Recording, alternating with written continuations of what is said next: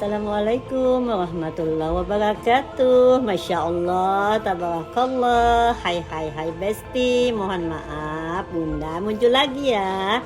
Bunda mau ajak Besti semua flashback ke perjalanan Bunda di Candi Borobudur, Magelang, Jawa Tengah. Ini pertama kalinya juga Bunda main ke sini. Untuk naik ke Candi Borobudur ternyata tiketnya lumayan ya, sekitar 120.000 kalau Bunda nggak salah. Dan itu pun beli tiketnya harus reservasi online. Bunda kalau nggak dibantu anak-anak kayaknya nggak bisa beli deh. Udah gitu untuk dapat slotnya itu kayak harus rebutan gitu Besti. Selamat datang di Taman Wisata Candi Borobudur. Perkenalkan, nama saya adalah Hayatul Maki. Hayat gitu saja. Saya akan menemani kunjungan di Candi Borobudur dari sekarang nanti maksimal sampai jam 1. Jadi kita naik ke Candi Borobudur dimulai tepat pukul 12. Dan dipastikan semuanya punya gelang ya, dan diletakkan di tangan karena nanti itu merupakan tiket untuk naik ke bangunan candi. Nanti di situ ada barcode-nya itu yang nanti akan di-scan in di pintu timur. Nanti pulangnya tidak lewat timur lagi tapi lewat belakang, lewat pintu barat, akan di-scan out ya. Nah ini sebenarnya sudah pakai ini sandal yang namanya pupanat ini adalah syarat untuk menginjak bangunan candi karena ini hanya sekali pakai dan bebas dari pasir atau tanah sehingga tidak melukai batu-batunya. Jadi ini adalah sandal yang sangat ramah terhadap batu-batu candi. Nah kemudian ini di candi nanti tidak boleh memanjat pada dinding candi. Walaupun di sana banyak beberapa tembok itu yang sudah rusak, ada patung Buddha di sana, tidak boleh memanjat pada tembok yang rusak, apalagi duduk berpose seperti patung Buddha itu nggak boleh. Tetap berada di lantainya. Di tingkat 89 nanti akan ada banyak stupa yang dulu salah satunya orang selain menyentuhnya memasukkan tangan atau cuma duduk untuk bersantai-santai atau berfoto-foto, itu tidak boleh lagi. Jadi kita boleh tetap sampai tingkat ke-9 tetapi tidak boleh duduk, tidak boleh manjat pada stupanya, apalagi memasukkan tangan lagi menyentuh patung Buddha di dalamnya seperti dulu sudah dilarang. Nah, ini adalah aturan baru setelah COVID-19 menyerang Indonesia. Setelah Borobudur tutup 3 tahun, sekarang dibuka kembali dengan kebijakan yang baru. Maksimal 150 orang per jamnya, sehari 1.200 orang. Jadi makanya kita dibatasi waktunya. Ini salah satu upaya untuk melestarikan Candi Borobudur. Minum boleh, nanti kalau yang merasa pingin butuh beli minum tambah, kalau dirasa panas nanti di sana ada tempat beli minum yang terakhir sebelum naik ke candinya. Kalau yang butuh payung bisa sewa payung karena candinya kan kita tahu tidak ada ruangannya, tidak ada tempat berteduhnya, apalagi sekarang jam 12 4 hari pas tempat di atas candi, jadi nanti itu panas sekali. Yang butuh payung silakan, jangan cukup dengan topi, pakai topi saja. Orang-orang udah pada beli jauh hari, Bunda beli dadakan sehari sebelumnya. Niat Bunda mau kesini pagi, tiketnya udah ludes, tapi Bunda masih dapat yang jam siang. Sesulit itu Besti dapat tiket naiknya. Jadi orang-orang yang langsung datang ke sini tapi nggak ngerti sistemnya, palingan cuma bisa beli tiket pelataran Borobudur. Jadi semua bisa tetap masuk area candi, namun hanya sebatas di pelataran candi, bukan naik ke atas. Dan Bunda ada tips nih, nggak usah bawa tas ke dalam ya Besti, gak usah pakai sepatu atau sendal yang berat. Kalau perlu nyeker aja dari mobil ke dalam loket, karena nanti kita akan dikasih tas, sendal khusus, dan air minum. Jadi air minum pun kayaknya gak perlu bawa deh ya. Borobudur, Bunda ya.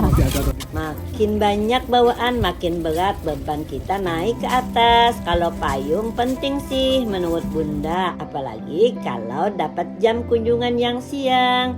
Tapi kalau nggak bawa pun nggak apa-apa. Di sini banyak yang nyewain payung. Itu semua tadi biar nggak ribet dan berat ya Besti. Ini kami jadi bawa banyak banget bawaan di badan karena nggak ngerti birokrasinya. Biar ini nggak kejadian di Besti. Jadi Bunda kasih chipnya buat Besti yang barangkali nanti mau kesini juga. Ini kalau dapat jadwal siang panasnya aji gile ya Besti. Jadi jangan kaget. Hehehe. Dari loket depan kita akan jalan perlahan menuju candinya sambil ditemani pemandu wisata. Naik tangga candinya lumayan melelahkan, tapi nanti pemandangan di atasnya bisa membayar semua rasa lelah yang kita rasakan selama menaiki tangga. Menurut Bunda, naik Candi Borobudur ini lebih berat ketimbang naik puncak Pulau Padar di Labuan Bajo. Mungkin juga karena efek siang kali ya. Dilansir dari CNN Indonesia, menurut catatan sejarah awal dibangunnya Candi Borobudur terjadi pada abad ke-8 dan 9, sekitar tahun 800 Masehi pada masa pemerintahan dinasti Sailendra. Pembangunan Borobudur diprediksi membutuhkan waktu puluhan hingga ratusan tahun sampai benar-benar rampung pada masa pemerintahan Raja Samaratungga tahun 825. Meski selesai dibangun, tidak ada catatan sejarah yang menjelaskan siapa sosok yang membangun Candi Borobudur. Pasalnya, pada masa itu agama Hindu dan Buddha berkembang bersamaan di Pulau Jawa. Dinasti Sailendra tercatat sebagai penganut agama Buddha aliran Mahayana. Sementara di sekitar Borobudur juga terdapat penganut Hindu aliran Siwa. Sejumlah arkeolog menduga pembangunan Candi Borobudur mengalami perombakan sebanyak 4 kali. Awalnya pembangunan dimulai dengan meratakan dataran sekitar candi dan memadatkan tanah dengan batu untuk membentuk struktur piramida. Struktur tersebut kemudian berubah lantaran ditambahnya luas undakan persegi dan melingkar. Kemudian Borobudur mengalami perubahan terakhir pada undakan melingkar dan dilakukan pelebaran ukuran pondasi. Kemegahan Borobudur sempat sirna selama berabad-abad karena terkubur di bawah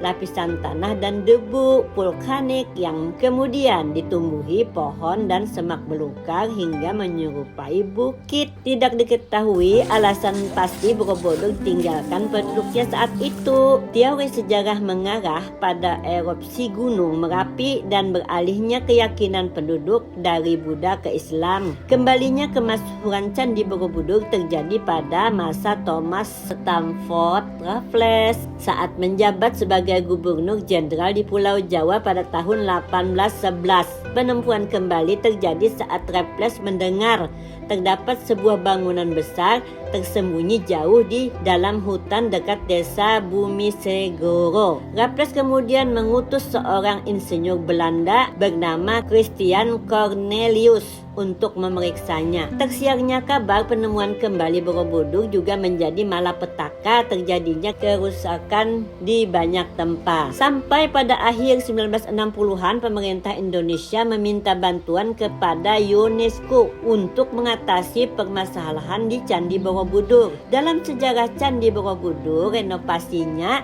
menghabiskan waktu yang lama dan biaya yang besar sampai penetapan sebagai situs warisan dunia oleh UNESCO pada 1991. Saat Bunda sudah mencapai puncak Borobudur, cuacanya mendadak mendung.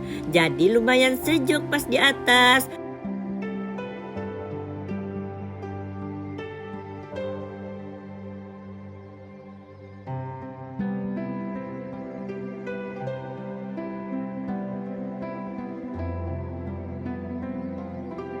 Tapi tidak lama setelah Bunda menuruni anak tangga, hujan tiba-tiba turun. Jadi kita nggak rekam lagi perjalanan turun tangganya ya. Sesampai di bawah ternyata posisi pintu keluarnya masih jauh banget. Akhirnya Bunda putuskan untuk naik baby car ini. Katanya sih bakal diantar sampai parkiran. Tapi jangan sedih ya Besti kalau naik ini, karena kenyataan kita akan ditukarkan di gerbang pusat souvenir yang gede banget, bukan di parkiran. Jujur Bunda sebenarnya nggak ada niat beli souvenir. Bunda mau langsung cus ke wisata selanjutnya. Jadi pas Bunda masuk ke pusat souvenir, Bunda langsung tanya di mana arah keluar. Tapi sepertinya semua jawaban tidak benar karena Bunda dibuat berputar-putar di pusat souvenir yang besar banget. Gak kelihatan di mana ujungnya. Ada kali Bunda jalan sampai 30 menit untuk cari di mana ujungnya. Soalnya nanya ke orang jawabnya nggak bisa terlalu dipercaya. Ya sebujurnya kada salah jua pang. Buhan Sidin mewaluhi tipis-tipis oleh berusaha memajukan dagangan. Tapi kalau begitu caranya rasanya kurang elok karena tiap pengunjung punya kepentingan yang berbeda-beda. Soal tiket masuk dan suhu udara bisa Bunda terima. Tapi perkara jalan pulang harus melewati pusat souvenir yang super besar dan seperti tidak ada ujungnya begitu. Kayaknya menurut Bunda kurang gimana gitu. Tapi ya udahlah. Ya Besti, tiap wisata mungkin ada asam manisnya. Semoga Candi Borobudur tetap lestari. Sampai di sini dulu petualangan kita di Jawa Tengah. Bunda mau balik ke Jogja dulu. Ikutin terus perjalanan Bunda ya. Barakallahu fikum. Dadah.